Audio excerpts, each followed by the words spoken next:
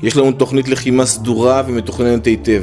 צה"ל כולו ערוך ונחוש להשלים את המשימה ולהסיר את האיומים מעל מדינת ישראל. אנחנו ממשיכים להחליש אותו יותר ויותר מדי יום, עד שנסיר את האיומים ונשיג את מטרות המבצע. Ketegangan di perbatasan Lebanon-Israel mencapai titik didih yang belum pernah terjadi sebelumnya. Dunia dikejutkan oleh kabar eksekusi sejumlah anggota Israel Defense Forces oleh pasukan United Nations Interim Force in Lebanon yang diperkuat kontingen TN. Aksi tersebut langsung memicu reaksi keras dari pemerintah Israel yang tanpa menunggu lama melancarkan operasi militer besar-besaran ke wilayah Lebanon Selatan. Dalam hitungan jam setelah kabar eksekusi menyebar, ribuan pasukan elit Israel dilaporkan telah diterjunkan melalui jalur darat dan udara. Konvoi tank Merkava, kendaraan lapis baja, hingga helikopter tempur memenuhi langit dan jalanan menuju perbatasan. Operasi yang diberi nama Iron Retribution ini disebut-sebut sebagai bentuk balasan langsung atas apa yang mereka sebut sebagai tindakan brutal terhadap prajurit Israel. Sumber militer menyebutkan bahwa target utama operasi ini adalah basis-basis UNIFIL yang dicurigai menjadi tempat penahanan serta eksekusi anggota IDF. Namun di lapangan, situasi jauh lebih kompleks. Pasukan TNI yang tergabung dalam misi perdamaian tidak tinggal diam. Mereka segera memperkuat posisi, membangun garis pertahanan berlapis, dan bersiap menghadapi potensi serangan besar. TNI tidak pernah mundur sejengkal pun, dan itu masih konsisten. Panglima TNI dengan tegas menyampaikan untuk ambil tindakan, jangan ragu-ragu. Untuk itu, Panglima TNI secara terus-menerus memerintahkan bantuan tempur dengan kekuatan maksimal. Di sisi lain, pihak UNIFIL melalui juru bicaranya menyatakan bahwa tindakan terhadap anggota IDF dilakukan setelah adanya insiden serius yang mengakibatkan korban di pihak pasukan perdamaian. Mereka mengklaim telah bertindak sesuai prosedur dan hukum internasional, meski tidak merinci kronologi lengkap kejadian tersebut. Pemerintah Indonesia sendiri belum memberikan pernyataan resmi terkait eskalasi terbaru ini. Namun, sumber internal menyebutkan bahwa seluruh pasukan TNI di Lebanon telah berada dalam status siaga penuh. Evakuasi darurat juga mulai dipersiapkan untuk mengantisipasi situasi yang semakin tidak terkendali. Sementara itu, komunitas internasional menyerukan deeskalasi segera. Beberapa negara besar mendesak kedua belah pihak untuk menahan diri dan kembali ke meja diplomasi. Namun di tengah amarah dan tuntutan balas dendam, peluang damai tampak semakin menipis. Namun yang paling mengkhawatirkan adalah potensi meluasnya konflik. Beberapa kelompok bersenjata di Lebanon mulai menunjukkan pergerakan. Mereka memanfaatkan situasi untuk memperkuat posisi. Bahkan ada laporan bahwa sebagian dari mereka mulai terlibat dalam pertempuran melawan pasukan Israel. Dari ketegangan yang terjadi antara pasukan Israel dan kita yang berada di sektor itu, kemudian dari Menara Pemantau melaporkan kepada Komandan Kompi, kemudian Komandan Batalion memerintahkan untuk menyiapkan dan mengerahkan Kompi Alpha dengan 2 tim quick reaction team untuk turun dan memperkuat di daerah yang berkonflik tersebut, dipimpin oleh Komandan Kompi Alpha dengan kekuatan sekitar 23 orang. Sebagai bentuk balasan, Israel dalam cerita ini mengerahkan ribuan pasukan tambahan ke wilayah perbatasan Lebanon Selatan. Konvoi kendaraan militer, tank, serta dukungan udara dilaporkan memasuki zona yang selama ini dijaga ketat oleh pasukan internasional. Langkah ini disebut sebagai operasi pengamanan strategis, namun banyak pihak melihatnya sebagai eskalasi besar yang berpotensi memicu konflik terbuka. Di sisi lain, markas besar UNIFIL dalam skenario ini mengeluarkan pernyataan darurat, menyerukan penahanan diri dari semua pihak.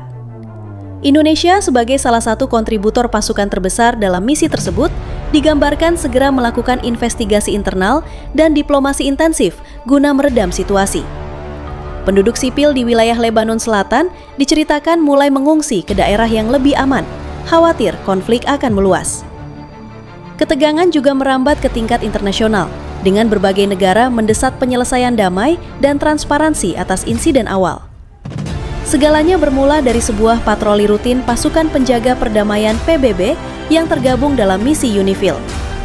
Dalam cerita ini, satuan dari TNI yang bertugas menjalankan mandat pengawasan zona demilitarisasi mendapati pergerakan mencurigakan di dekat garis biru, batas tak resmi antara Lebanon dan Israel.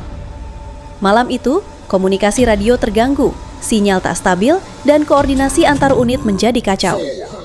Di tengah kebingungan tersebut, terjadi kontak mendadak dengan sekelompok pasukan bersenjata yang kemudian diidentifikasi sebagai anggota militer Israel, IDF. Kedua pihak yang sama-sama berada dalam kondisi siaga tinggi, salah menafsirkan gerakan satu sama lain.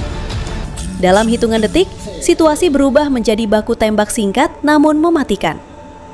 Dalam narasi ini, seorang prajurit IDF dilaporkan tewas dalam insiden tersebut. Meski pihak UNIFIL segera mencoba mengendalikan situasi dan menghentikan kontak senjata, kabar itu sudah terlanjur menyebar cepat ke komando militer Israel. Reaksi datang dengan cepat dan tegas.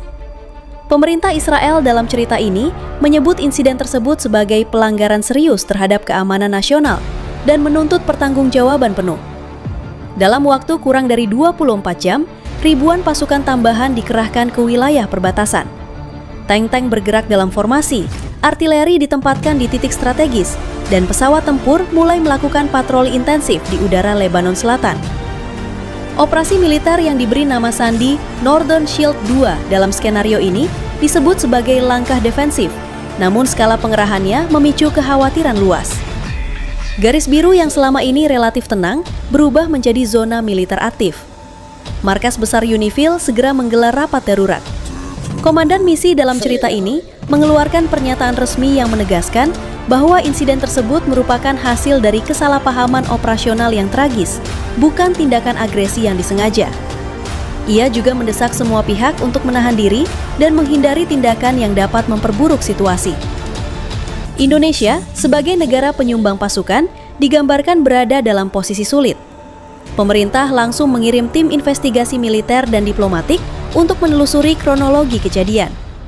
Dalam waktu bersamaan, jalur komunikasi dengan PBB dan Israel dibuka secara intensif untuk meredakan ketegangan.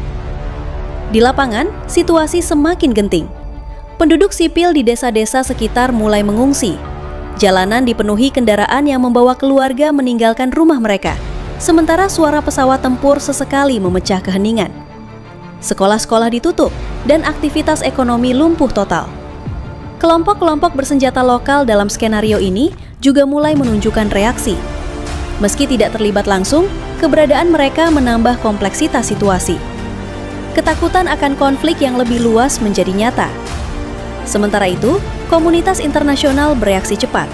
Negara-negara besar menyerukan deeskalasi, sementara Dewan Keamanan PBB mengadakan sidang darurat. Dalam forum tersebut, perdebatan berlangsung sengit antara tuntutan investigasi menyeluruh dan kekhawatiran akan pecahnya konflik regional. Media internasional dalam cerita ini memberitakan perkembangan situasi secara intens. Gambar konvoi militer, pengungsi, dan posisi pasukan penjaga perdamaian tersebar luas, membentuk opini global yang terbelah. Hari-hari berikutnya menjadi penentu. Dalam skenario ini, tekanan diplomatik meningkat, dan berbagai pihak mulai mencari jalan keluar untuk mencegah konflik terbuka. Negosiasi dilakukan secara tertutup, melibatkan perwakilan militer dan diplomatik dari berbagai negara. Di tengah ketegangan tersebut, satu hal menjadi jelas, betapa tipisnya garis antara perdamaian dan konflik di wilayah seperti Lebanon Selatan. Sebuah insiden kecil yang dipicu oleh kesalahan komunikasi dan ketegangan yang sudah lama terpendam dapat dengan cepat berkembang menjadi krisis besar.